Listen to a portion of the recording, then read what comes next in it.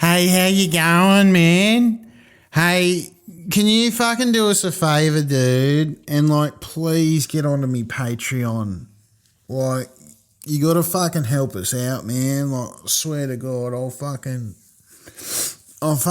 just get on there, man. It's like $5 or whatever, $5 American, but fucking, what's that, That'll be a fucking $1 Australian soon because the fucking American economy's going to tank. That's what I reckon. I can't be bothered doing the voice anymore. My name is Greg. This is the Greg Larson Show. Get onto my Patreon and support it. And you don't have to listen to this message at the start of every episode. And you don't have to listen to any ads unless it's a little silly ad that I've created myself. And also... in addition to getting onto my Patreon, get tickets to my comedy festival show. I'm only doing it in Melbourne because it's not financially viable to do it in any other cities anymore. That's true. No, I will do one show in Sydney. The links to my shows are on my bio on Instagram and all the rest of it. The Melbourne Comedy Festival website. My show is called Geggy, Gegggy. Gegggy. Go Mobile. And if you are a Patreon member, you will get a discount to my Melbourne show. And there's only 10 shows. And here's the deal. My show this year in Melbourne, the amount of tickets that are available is less than the amount of tickets I sold last year. So maybe get in and get them. It's a Cooper's Inn during the Melbourne Comedy Festival. If you're a Patreon member, you can get cheap tickets with a discount code that is on the Patreon.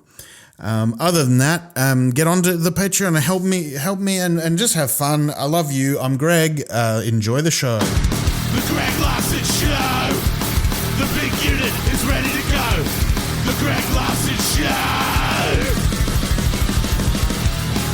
Muck around on the marzipan. A fresh custard in his hand. The greatest podcast in all the land. Greg Larson Show. Yeah.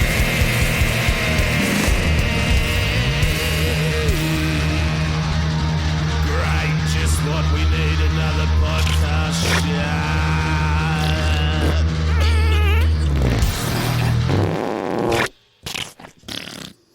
Hello, welcome to the Greg Larson Show for another edition. It's Greg Larson, and we're here back in the podcast booth. We're talking to Big Brian. How you doing, Big Brian? Oh yeah, I'm doing pretty bad. I've got a hemorrhoid inside my dick. I didn't even know it was possible to get a hemorrhoid inside your dick, but I've got one. Oh no, what a shame, Big Brian. And we're also talking to little Kevin. What's your deal, little Kevin? Oh yeah, I've got a dick inside my bum. Not that someone's having sex with my bum. That's cool. I think that's fucking cool when people do shit like that. No, I mean, my dick grows inside my bum, like a small one. It's like a hemorrhoid, but it's a dick. It's an actual dick. And it's in there. And the doctor did a colonoscopy and he went, fuck you. He actually said, fuck you. Get out of here. I don't want you around me anymore. And I said, you're a doctor. Should you be saying stuff like this? And he was like, man, I'm not even registered. I'm not even official. And then I was like, hang on a second. This isn't a proper doctor's office. This is the skateaway at Bundamba, Ipswich, Queensland, a skate rink. I'm at a skate rink in Bundamba in the toilets, and this guy who said he's a doctor is telling me I've got a dick inside my bumhole. Maybe I don't even have a dick inside my bumhole. Maybe this is all a lie. He's pulled the wool over my eyes. He's tricked me, this guy. He's fucking tricked me. And so I've gotten out of that Bundamba skateaway. I bought some of the They have like a Baie Marie. They have crumb sausages. I bought 6 crumb sausages because I love them. I regret eating them when I eat them. I get real sick. I fucking spewed up in the car park. Oh, I couldn't stop spewing. And it was green and thick. It was such a thick spew. It was like the consistency of golden syrup and green. Is that right? I don't know if that's right. But anyway, so this is what's happened, right? I've gone off to an actual doctor and I said, hey, I went to the Bundamba Skateaway and they were like, what's the Bundamba Skateaway? And I said, it's a skate rink in Ipswich, Bundamba. Look it up. And they Googled it. You can look it up. It really exists. Hang on, I'm just Googling it now. I used to go there all the time. Bundamba Skateaway. Skateaway, Bundamba, home. It looks the same as it did back in the 90s when I used to go there, and I used to drink goon and ride around in rollerblades. But anyway, I was there and I said to the doctor, this guy took me into he said, come in here and I'll do a colon exam. And then he looked in my bumhole and he said there was a dick in my bumhole, like growing in my bumhole. And I should get that checked out. And then I told, and then I said, hang on, this isn't a real doctor, this is fucked. And then so they organised an actual colonoscopy. They organised an actual colonoscopy with an actual real doctor, and then he put the scope in and he went, yeah, you've got 2 dicks in your bumhole, growing, and I can see a little nub. It looks like a 3rd dick is growing. And I said, oh, shit, so the guy was right? And he said, yeah. And I said, could you help me? And he goes, nah, man, I want you to fuck off. And I was like, that's what the guy said. And I said, and that's when it all came crashing down. And maybe, are you a real doctor? And he was like, yeah, look at my fucking ID badge. And I looked at his ID badge, and I'm at the Broadmeadows Hospital. This is real. This is really happening. It wasn't a nightmare. I'm pinching myself going, this must be a fucking nightmare. This is the kind of thing that happens in bad dreams. You 1 minute you're at a Bundamba Skateaway, finding out you've got a dick growing in your asshole. Next thing you know, you're at the Broadmeadows Hospital, finding out there's 3 dicks in your asshole, and the doctor's screaming at you, going, fuck off out of my sight, you're a freak. So anyway, that's what's been happening with me. Yeah, thanks, little Kevin. So yeah, we had big Pete, was it? And then little Kevin, and that's all the guests we have today, except for Robot Man. Hello, I'm Robot Man. No, that's not a robot. No, that's. Do you need rats in your life? Do you need... I've got a robot voice, I swear to God. Died on 9/11. You're trying to be... Do not invoke 9/11 for political purposes. Where's the robot I'm voice? invoking this word, sir. I saved the robot voice on here. I'd like to ask him a question, please. Robot voice. Shit ass.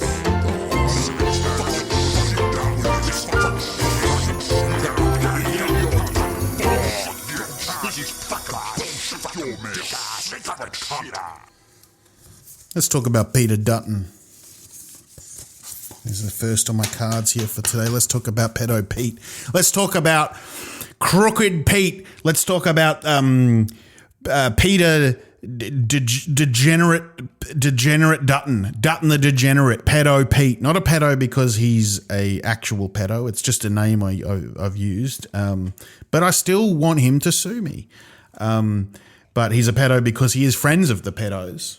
He loves Cardinal Pell, loves Alan Jones, all the rest of it. Pedo Pete, Degenerate Dutton. What else? What else rhymes with P? It starts with P. Predator. He's a predator in the same way that he's like the Predator from the movie Predator, in that I'm sure he would. I do believe, genuinely, I believe this in my heart. 2 things. A, Peter Dutton would watch the movie Predator and get a stiffy anytime the Predator killed someone. And the only time he would have been upset is when the Predator died. And 2, I believe Peter Dutton would like to rip someone's spine out. Like, I think that would be like one of his life goals. Like, if he had a bucket list of things I would love to do before I died, one would be stand in a tree and rip someone's spine out of their body and go like Predator does when he rips that guy's spine out. I believe that. I believe Peter Dutton would sell his kids into slavery for like $1.50. I believe if you went up to Peter Dutton and said, I'll give you $1.50 to sell your kids into slavery, he'd go, yeah. Maybe he'd go, give me $2.50. I do believe that. That is my belief about the kind of person he is. People aren't talking about this enough, right, though, what Peter Dutton did. Well, Peter Dutton did. What he did.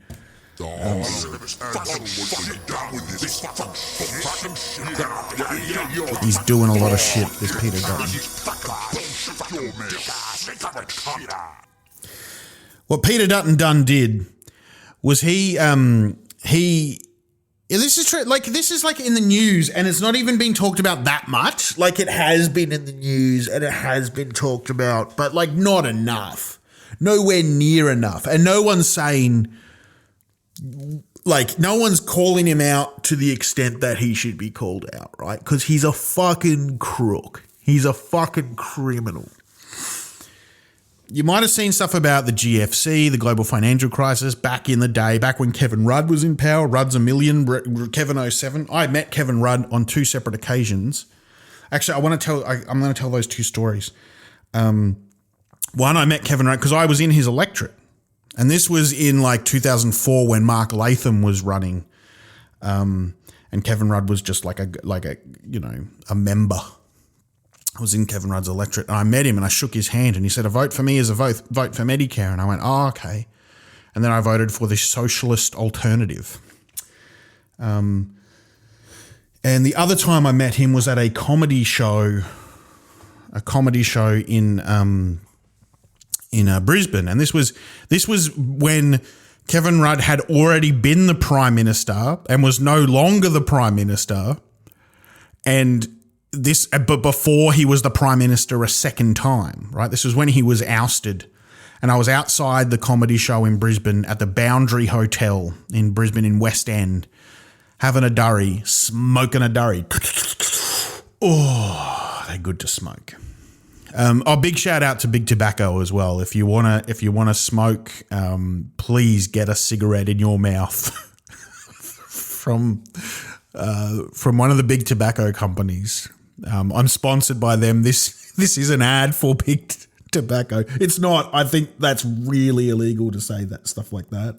But I mean, fucking everything I'm saying is.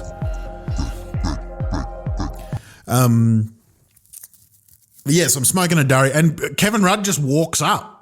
Kevin Rudd and this guy and some guy. He was just with some guy. He didn't even have bodyguards or anything. This is a former PM at this point, and he became PM since as well. A former PM, and he came up and he was like, "Oh, hey guys, what's going on?" Like, he was actually going like, "What's going on?" And then like comedians started crowding around him, and I think someone was trying to get him to film a video promoting his festival show. And there's this comedian there who was I can't even remember his name, but he was like Chinese and like his first language was Mandarin. So we start speaking to Kevin Rudd in Mandarin, but I think he was doing it to prove, to like catch him out, to be like, oh, Kevin Rudd doesn't actually speak Mandarin. But then Kevin Rudd just did, and they had a conversation. And then this other comedian I know had come up to him, and who was, especially at the time, was quite a political comedian and like very libertarian, and came up to him and said like, Mr. Rudd, I really want to talk to you about the reserve banking system. And I remember just going like, physically my body shut down, and I went, I can't actually stand and be next to this conversation happening.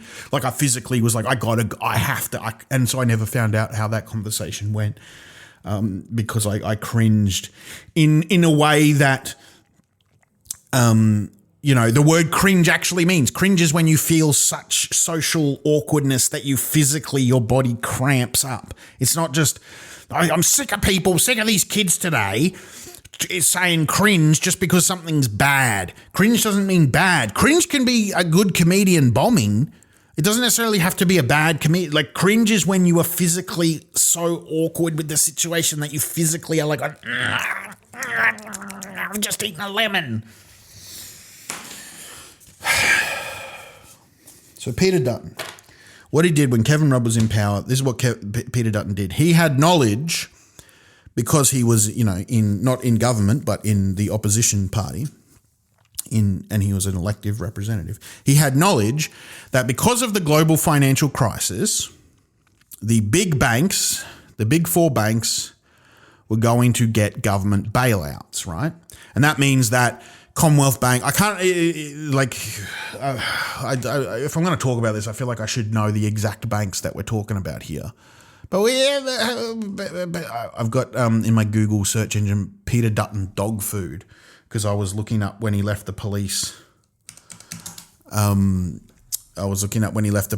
Like his cop mates left all this dog food on his desk, and he's very cagey about why he left the police, and no one knows why they left dog food on there. Probably because he's a low dog ass cunt.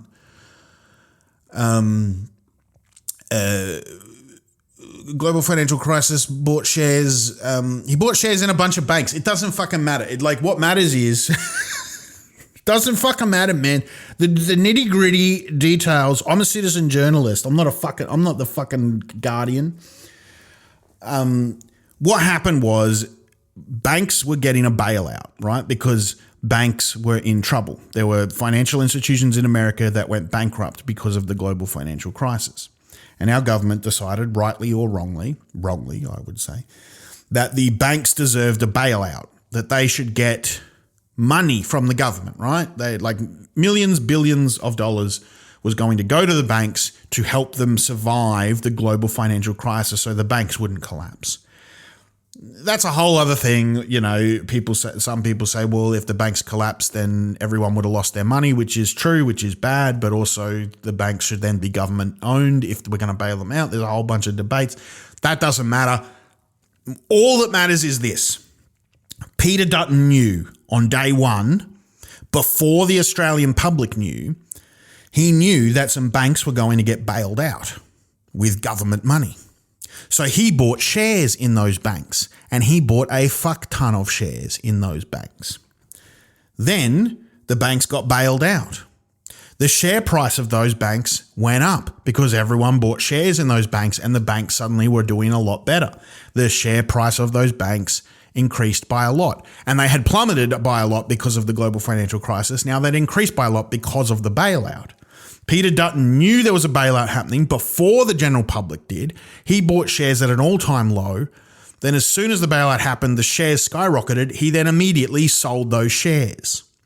Peter Dutton is a criminal. That's what's called insider trading. Now, I'm not a lawyer. Whether you're starting a small business... I'm not a lawyer. I was going to play some music that was... All of Australia is talking. It's just music without me saying some fucking ads over the top of it. Doesn't matter. I'm not a lawyer. I have no legal degree. This is not legal advice. I don't know the law in this case. I don't know whether what he did was illegal, technically. I don't know if this is technically a crime. But I do know he's a fucking crook and a criminal, and it's insider trading, you dog. Like, whether or not what he did was a crime, it should be a crime. Whether or not it was a crime, and maybe it was, mate, like there's just like politicians have to disclose stuff. Whether or not it was legally correct is a matter for the courts, and no one's fucking really looking into it. And actually, like, he's like, even if he did do it illegally, even if what he did do was illegal, and it may be, there's no way he'd get punished because no one would ever investigate Peter Dutton because he's above the law, right? Because he's a multi-millionaire. He has hundreds of millions of dollars. He owns like 30 properties. He's above the law. People like him are above the law functionally. And but even if he did what was a crime, he'd get away with it. But even if it's not legally wrong, which it should be, and the crime for it should be punishable by death. The crime of financial crimes committed by billionaires and millionaires should be executions. I support the death penalty for that. It should be, bullet in the back of the head in a stadium where we all get to watch. It's fuck you dog ass prick. But whether or not it was legal, it was definitely immoral. This guy's a little rat cunt, dog cunt rat. And no one's hitting him up enough. They've said stuff about it in the media a little bit. This is in a just world, this should be disbarred from government. This is fucking insider trading. This is what it is, right? Peter Dutton is a corrupt criminal. I'm saying it. Sue me, cunt. Sue me in court. You are corrupt. You are a criminal. You are a man who does crimes. You should be in jail for your crimes. You are a crook and a criminal. Another example of why he's a crook and a criminal. And also just a fucking dumb cunt idiot. And anyone who votes for this guy, honestly, you've got to be the dumbest cunt to vote for this guy. And I'm sorry if that alienates voters and it means that he's going to win. But I just don't have any energy to not call you the dumbest cunt anymore. I don't know what to do. It's so hard when you see people just putting their head in a fucking lit oven and then going, ow, and going, don't do that, man. Don't put your head in that lit oven. You're going to get burned again. And they do it again. And the second time they do it, you go, dude, can we maybe show you a video about why putting your head in the oven? By the third, fourth, if someone's just every day waking up and immediately putting their head in a lit oven, you're just fucking, I don't know, I don't even know if I can convince you. I don't know what I can say. I don't know what words I could possibly say for someone who thinks Peter Dutton isn't a fucking crook, isn't a fucking incompetent, degenerate, fucking friend of the pedophile piece of shit. Anyone who doesn't think that, what words could you say? What does he have to do?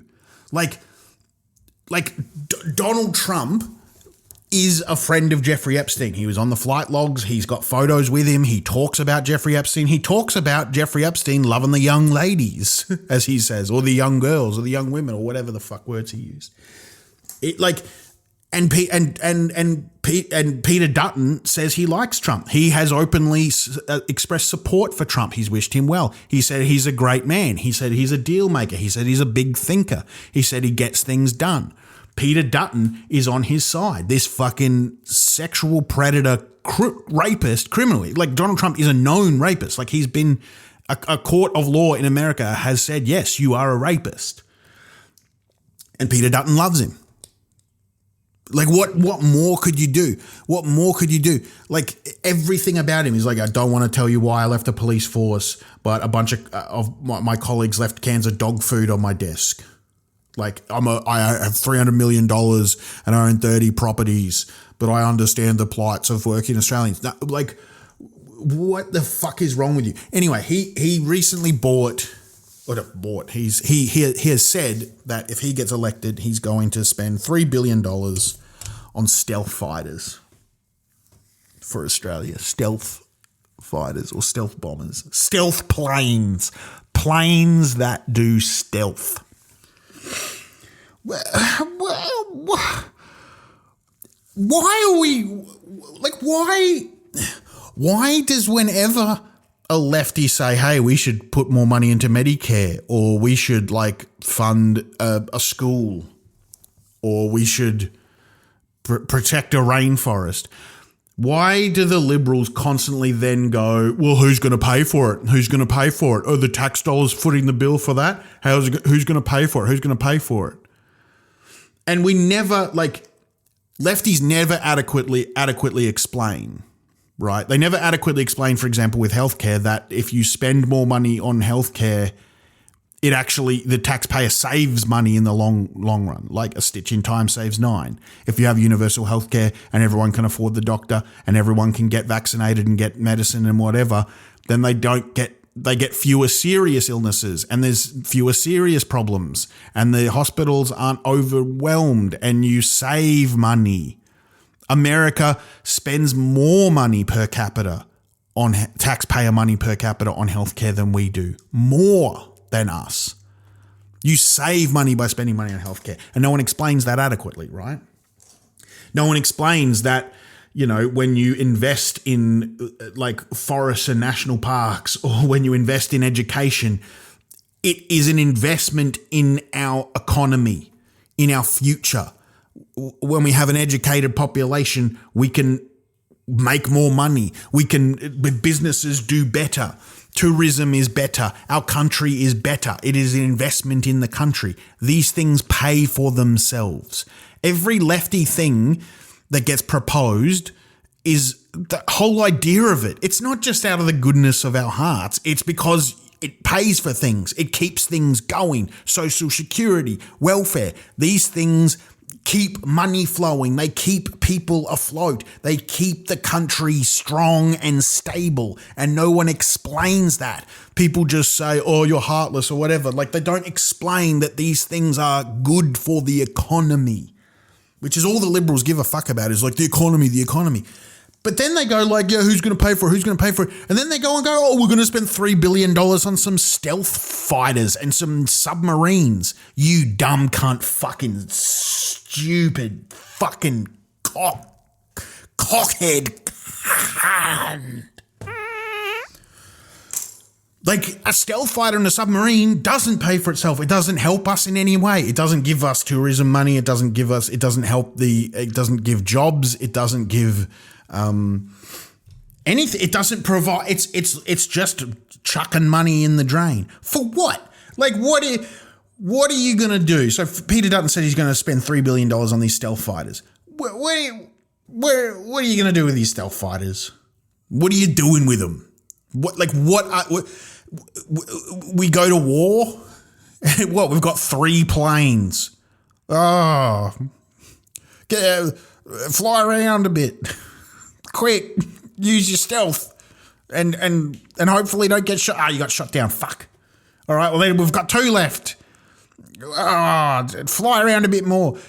Like who are we going to go to war with, right? It's going to be Russia or it's going to be China. What about our 3 planes going to get them? They got nuclear ICBMs, cunt. If Russia goes to war with us, we lose in 13 minutes. That's how long it takes for us to lose. What are you going to do? Like, quick, there's all these ICBMs with nuclear warheads that are going to annihilate all life on this continent. Get those 3 stealth fighters up there.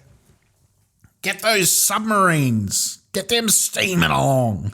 Like, what are you going to do? Drive around your little submarines, your little planes? Like, it is ridiculous. What is going to happen with both the submarines and the planes is we're going to have them. They're going to go around. They're going to do some laps, do a couple of little things. It's going to cost heaps to repair them because they're going to fucking break down. And then after about 10 years, we're going to go, oh yeah, these don't work anymore. These aren't any good anymore. And then we'll go, we got to sign a new deal to get 2 more planes for $7 billion. And then we get and then it goes on. And here's the thing, right? Here's the thing with these planes, with these stealth fighters that Peter Dutton wants to get. He wants to get these stealth fighters. Now, what I'm about to accuse him of, which is a crime, is baseless. My accusation is baseless. I want to make that clear. But when I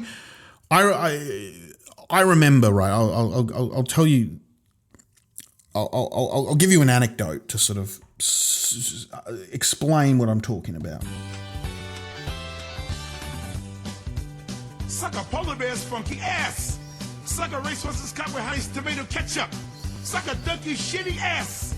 Suck a male camel's stick of hoisin sauce. Suck a cheetah stick. I went to Nimbin once. I don't know if you've ever been to Nimbin. Nimbin is a great place. It's a place in the New South Wales hinterland. It's the marijuana capital of Australia. I remember going to Nimbin with some friends because we wanted to purchase some marijuana. I remember getting out of the car and thinking, how am I going to know who's selling marijuana? How am I going to know who's selling drugs? Like, I have no plan. I don't know anyone here. How am I going to find out who's selling drugs? And then I look over and I see, I see a lot of people all around. I see mums with prams. I see families. I see a lot of hippies, a lot of dreadlocks, a lot of people in caftans, whatever they are. I see all kinds of people. And then I see one guy who's wearing a black pull-down low baseball cap with the brim real bent. He's wearing a tracksuit. He's got a little neck tattoo. He's got 2 mobile phones, and he's got a bum bag, or a fanny pack, as Americans would say. He's got a bum bag sort of around his shoulder and chest sort of area, right? 2 phones, tracksuit, low cap, neck tattoo, bum bag. And I have no proof whatsoever. No proof whatsoever. I am basing this purely on opinion and nothing else. I have no idea what this man does for a living. I have no idea who he is, what he does, if he's involved in anything illegal, if he's not involved in anything illegal. I have no proof of that. I have no proof in any way, not a single shred of evidence, not one thing. If I was to go to a court of law, there is nothing I could say for a fact about this man that I knew for a fact because I had seen proof or whatever. But I knew 100% certainly, with 100% certainty, I knew this guy's dealing some drugs. Like, this guy's dealing some drugs. And I went up to him and I said, do you have any drugs? And he went, yeah, man, I got a lot of drugs. And I bought drugs from that man. In the same way, I don't know. I have no idea if this $3 billion stealth fighter jet is because of corruption or bribery or some kind of criminal underhanded behavior on the part of Peter Dutton. I have no idea if money has exchanged hands, if a defense contract company has approached Peter Dutton and said, hey, we'll give you personally $1 million if you fucking push forward this deal for stealth fighters. I have no idea if someone has said, hey, we'll give you when your political career is over, we will give you a no-show job like the mafia, like we'll give you a consulting job. We'll pay you $1 million a year. I have no idea if Peter Dutton owns shares in the company that will make the stealth fighters, or if he has got a shell company or, a Cayman Islands holding corporation that's going to profit by doing this deal. I have no idea what kind of crime, if any, is being committed, but 100% definitely a crime is being committed. 100%. Are you kidding me? Are you born yesterday? We don't need 3 fucking stealth fighters. What do we need them? We don't need them. We don't want them. No one wants them. No one cares about them. It's not even that hot button a political issue. Clearly something's going on. He's Peter Dutton personally and or other members of the Liberal Party personally stand to profit through illegal means from this stealth fighter deal, definitely. I've got not a shred of proof, not one shred of proof. I'm not even saying what specifically how they're profiting, but definitely something, as if it isn't. And he can sue me and he will win because I have nothing to back it up. But what are we, fucking born yesterday? He's standing there with a cap pulled low and a bum bag around his chest with 2 mobile phones and an Adidas tracksuit. We know what's going on. Even if we don't know if he's got meth or dope or coke, we know he's got something. We know, we're not stupid. That's how politics works. That's how the Liberal Party works. That is their entire modus operandi. They take cash, they take bribes, they buy stocks in companies, then those companies suddenly get contracts, then deals get done that profit the members of the Liberal Party personally. It happens in a lot of, I'm not just saying exclusively the Liberal Party, but I'm saying especially the Liberal Party and especially Peter Dutton. He's a crook, he's a criminal, he's a scum rat cunt. Let's take a break. My name is Baby John Burgess. That's right, I'm back. And I'm opening a new school where I teach men how to get really good at eating pussy. You can join me, the host of Catchphrase and Wheel of Fortune, Baby John Burgess, as I teach you the art of eating pussy. That's right. You will be in a class with over 10,000 other men in a giant hall as I, Baby John Burgess, show you how to eat pussy. I do it on a model like a sex doll in front of everyone. There are 3 cameras recording me eating the pussy, and you watch and take notes. It costs $10,000 to join the class, and you watch me for 1 hour just furiously going to town on a woman's pussy. So sign up today, Baby John Burgess. That's right, TV's John Burgess, for my pussy eating course. It costs $10,000 and I get to kick you in the stomach on your way out. Yeah, that's the deal.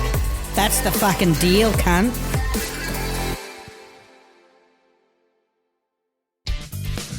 There are not many funeral homes out there where the person that runs it will kiss your dad on the lips when you bury him. Well, my funeral home is the exception. Every time I bury your father, I will give him a big kiss on the lips. A really big kiss on the lips in front of all your family. Your family will crowd around and watch me kiss your dead dad on the lips. Give him a big smooch. And that's the difference at my funeral home, Scott Morrison Funerals. I am Scott Morrison, the former Prime Minister, and I'd kiss your dead dad sweetly at my funeral home. I'll pay you. Welcome back to the Greg Larson Show, mummy. What's next on my cards? Cyclone. That's a good ice block. That's a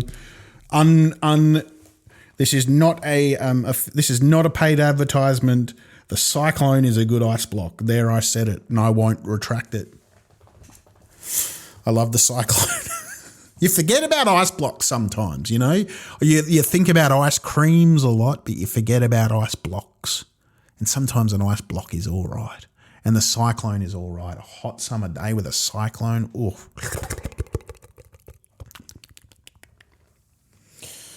I find it funny. I was just thinking this when I was watching the Cyclone footage. But genuine, let me be earnest. Daddy. Oh, woo. Daddy. Oh. Daddy. Oh, woo. I'm a little boy. Daddy. Oh, woo. Oh, wow. I'm a little puppy. Oh, Daddy. I do want to be earnest here because I'm a Queenslander. I'm a Queenslander at heart. Well, I'm a Kiwi at heart, and then I'm a Queenslander at heart. And I hate Melbourne, but I love the food and everything else about it. But I've got friends up in Queensland, my parents up in Queensland, I got relatives up in Queensland, and the cyclone's looking bad and it's looking fucked. And any of my listeners, I hope you're doing okay. Please stay safe out there. Please don't muck around. Don't go mucking around or fart assing around. Stay safe up there. I love you all. and look after each other. I don't know. I can't be sincere, but I mean it. I do mean it. Police are still searching. But I find it interesting, right? The cyclone's happening. It's a natural disaster.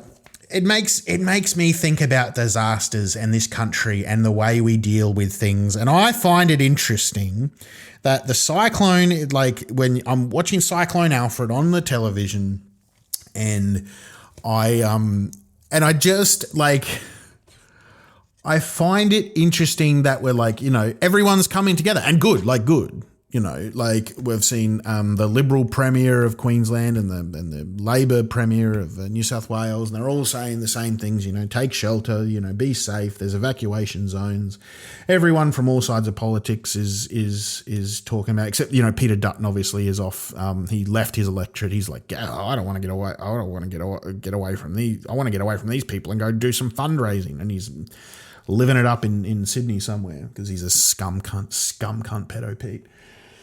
But I find it interesting that in the cyclone, no one's talking about government overreach. No, like, you know, no one's, because we've just had a big, you know, don't want to bring it up too many times, you know, we've talked it to death, but didn't we just have a really big event happen in our lives in the last couple of years? A really big once in a lifetime event. And, you know, I think it's funny that, you know, during COVID, there was all these discussions, and then like, but when cyclones happen, when bushfires happen, you never see anyone on the news going, oh, come on. I mean, it's wind. Like, it's wind. The kids need to stay at school. You know, we can't just shut down the businesses because of rain. You know, yeah, it's rain. Rain happens. It's natural. You know, you take a couple of Panadol, you go on with your day. We can't just shut down businesses. And frankly, I mean, I want to talk about, you know, is a dictatorship taking hold when you've got emergency service workers telling people you can't go down this road, you can't go down that road. Oh, this house is on fire, you can't go inside. You know, the government telling you where you can and can't go. It's taking our freedoms away. Where are people with, you know, those Australian flags with the red version of them, bashing drums and going like, hang Dictator Dan, and going like, why do we have to go to an evacuation centre? This is bullshit. We should be able to go on our surfboards and go to work and all the rest of it. Like it just makes me, I'm not over it. I'm not over how fucking dumb everyone got during COVID when they were like, why should we have to, you know, close a shop down because of a once-in-a-lifetime pandemic? Like, but then, you know, a big fire happens and no one's talking about, this is bullshit. This is like dictators take it. They're saying we can't drive down this road because it's on fire. I should be able to go inside the fire. This isn't fair. You fucking idiots. Why aren't you complaining about the cyclone? Why aren't you fucking, like, there's never in my lifetime, I grew up in southeast Queensland, there has never been a cyclone there. In that, like, cyclones are North Queensland business. They're not southeast Queensland business. Why aren't you all out there going, that's not real? That's not real. It's not real, the cyclone. Global warming's not real. The cyclone's not real. The government shouldn't tell us whether we can or can't go anywhere or drive anywhere. Why aren't you out there? Why isn't the Liberal Party campaigning for people to get back to work? Yeah, we got to get back to work sometime. You fucking idiots. You hypocrites. If you're gonna stick to something, stick to it. I'd have more respect for the Liberal Party and for the Nationals and for all those fucking cookers if they fucking stuck to their guns on everything. If every time there was a fire, every time there was a cyclone, every time there was a flood, they were like, nah, it's nothing, it's totally fine. They're just walking to work neck deep in fucking contaminated water with bull sharks swimming around going, nah, we're fine. I don't wear a mask. I don't wear scuba gear. You can breathe water. You fucking idiots. Fucking dumb cunts. God, I hate those cunts. I'm getting a phone call from Mark Bonanno from Auntie Donna. I'm not going to answer it, but that's a little bit of trivia. It's a little bit of trivia. He's calling me. What could it have been about? Or maybe I'm replacing him in Auntie Donna. He's quitting. Like, okay, so, and here's the other thing I want to talk about with, like, look, I'm a cynical prick. I'm a dog ass prick ass cynical prick. I genuinely hope everyone's okay during the cyclone. It's fucking terrible, but like, man, I hate it when disasters happen and we suddenly pretend like we're in a community. Like, we're not in a community.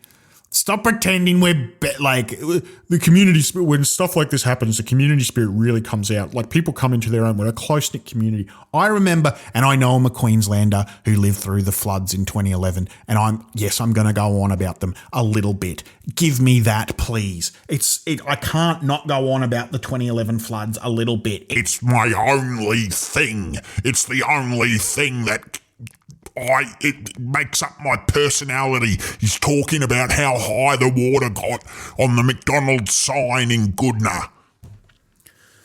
But I was there during the floods in 2011. And I did and obviously I was there through COVID, and I was there during, I've been around in times of crisis, and everyone talks about the community coming together, and I'm like, what fucking community are you talking about? Man, the community, I remember when the floods happened, the community was like, fuck, we got to do burnouts on cunts' lawns.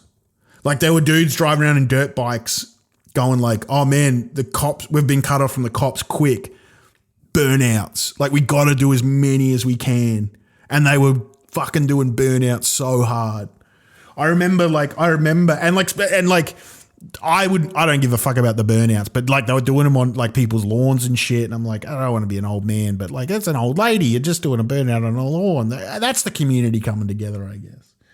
But cool shit happens. And they never talk about this in the news. I remember, going outside when the floods were on. I was in a place where I was completely without power, but also basically on a hill, and the hill was surrounded by water.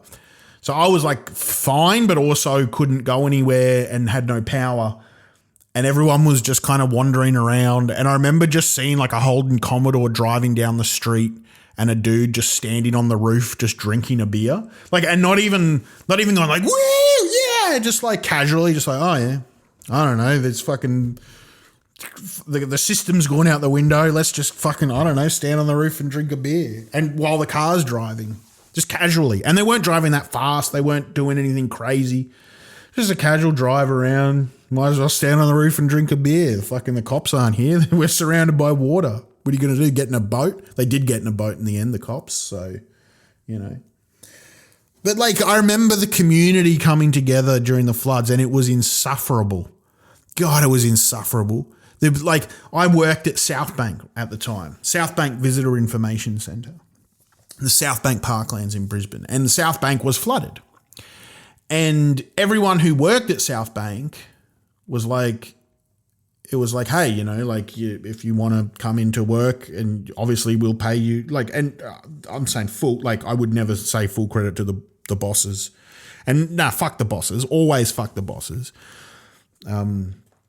But they at least were you don't have to come in, but if you want to come in and help clean up, then, you will be paid for your shift. That's your shift. We'll be cleaning shit instead. And so I went in and I'm cleaning shit up, and there was plenty of people cleaning shit up. And then all these volunteers are coming in, and not volunteers, official volunteers. I'm not talking SES volunteers. I'm just talking about busybodies who are we want to band together and help the community. And the people at South Bank had to be hey, we're so appreciative. We're so appreciative, but there's way too many of you, and it's actually getting in the way, and you're kind of breaking stuff. And a lot of you are doing that, you're putting things in the wrong place, and it's actually creating more work. And we have it all covered.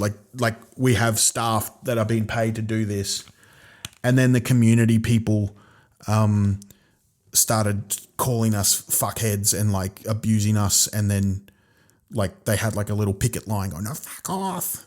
Like, yeah, not an official protest, but they were like, like we're trying to come in here, and they were like trying to talk, and then like I remember seeing someone trying to talk to the news, going like, they're fucking not letting us in, these bastards. Like, I remember a friend of mine, I won't even go into too many details. A friend of mine during the floods was like they were working at a business. That's all it was, a business. It was an office business. And the boss at the business was like, "Hey, let's go and do a sausage sizzle for the they first said, let's go and help clean up."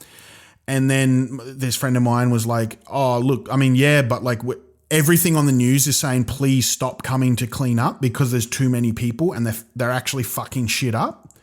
Like I know someone whose house was not robbed, but like there were volunteers coming to clean their house and they threw out all their pots and pans because they had mud in them. And they were like, "These are like good pots and pans. They're stainless steel. We can clean them up." And these volunteers just like threw them all out, like threw them in a skip and like cost them like heaps of money because they just threw out all their cookware. They're like, "Please get out of here, volunteers. This community spirit's fucking costing us money, cunt."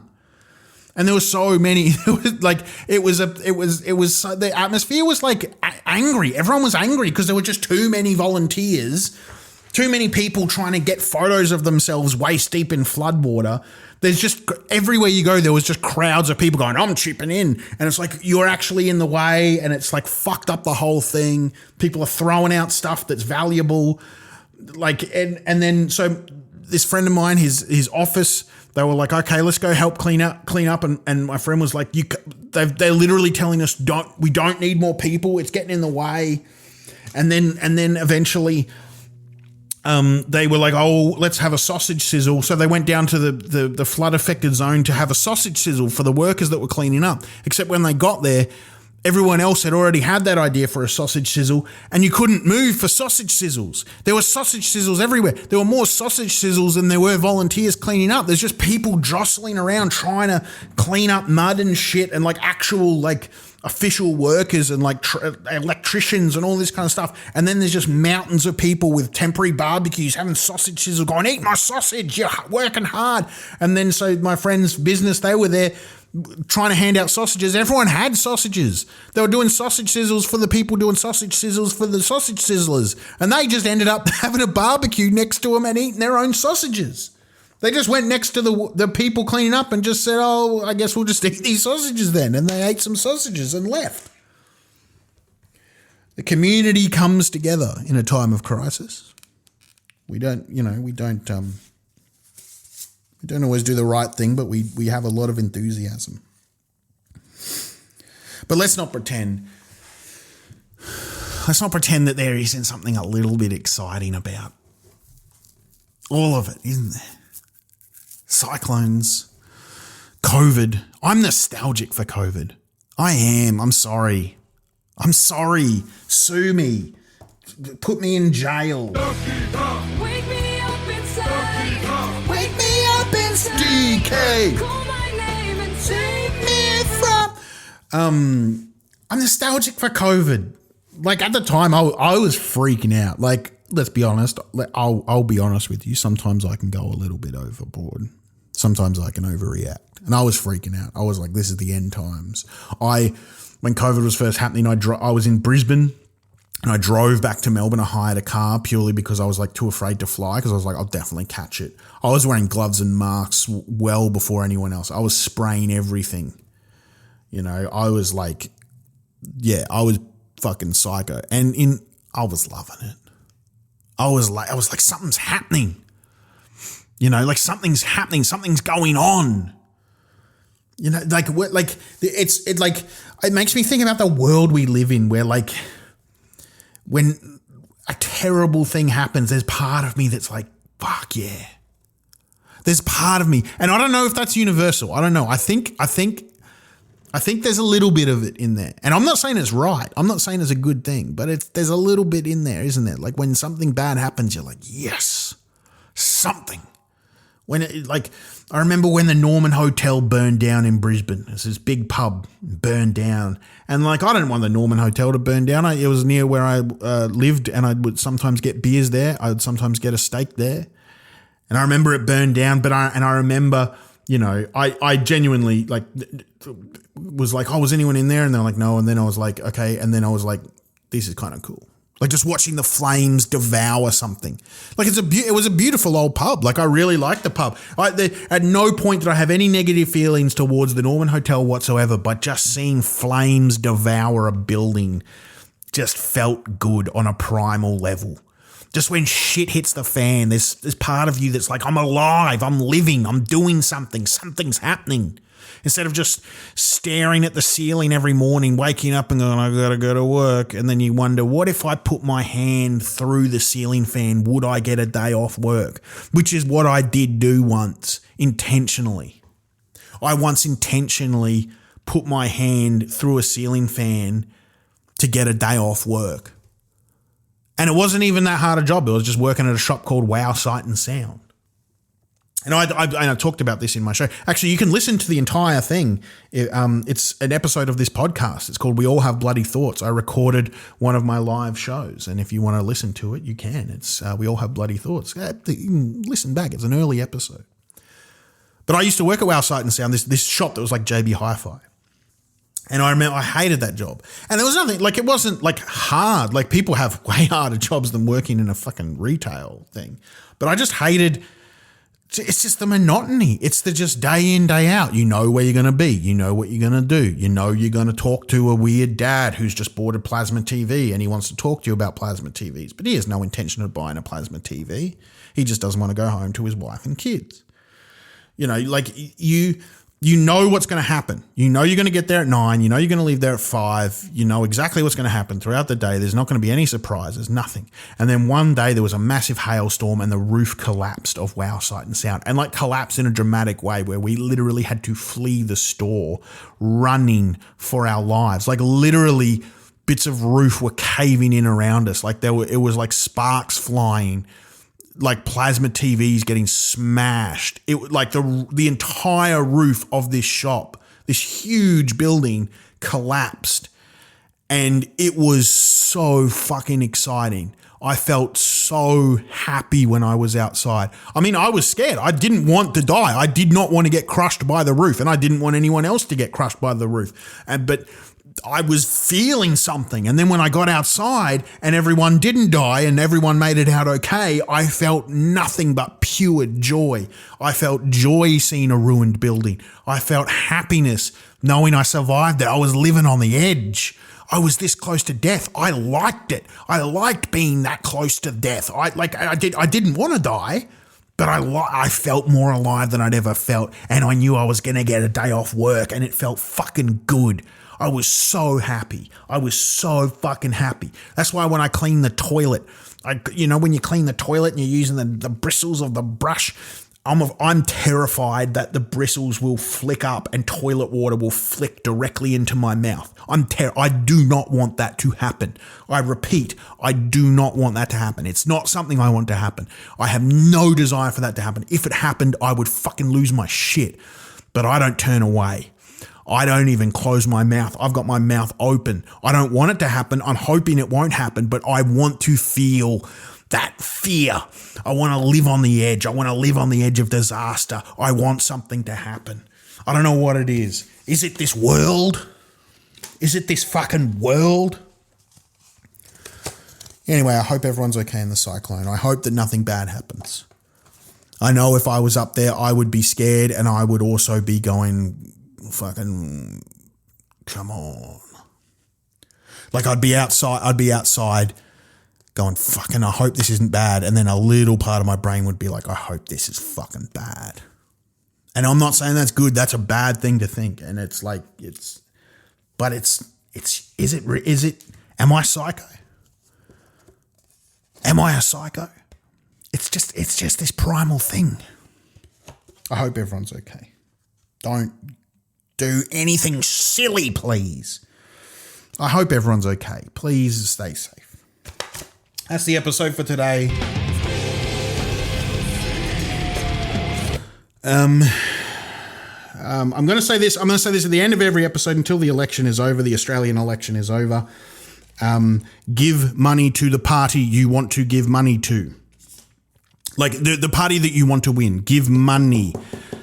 And if the party you want to give money is the Liberal Party, then jump into a river and swim out into the sea.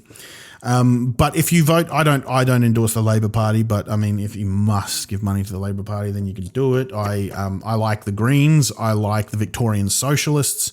I like just about any party that has the word socialist in the title because I'm a big commie pinko fucking pinko.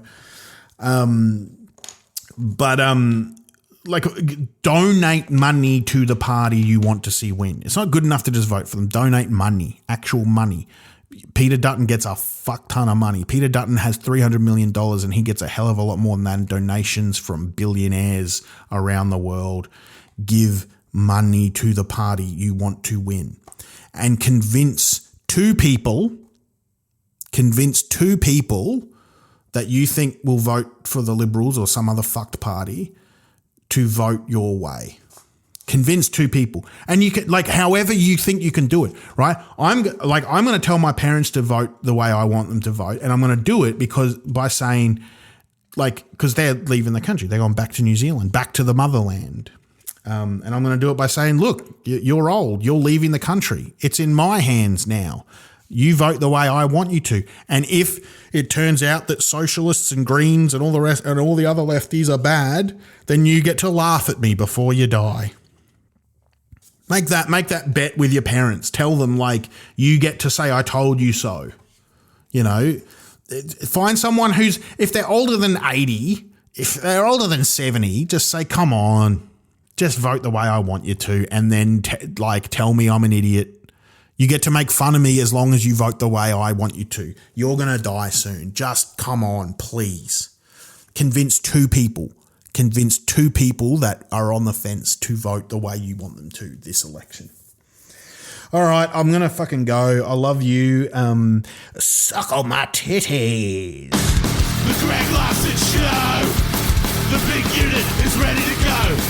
The Greg Larson Show. Muck around on the Mazapan. A fresh custard in his hand. The greatest podcast in all the land.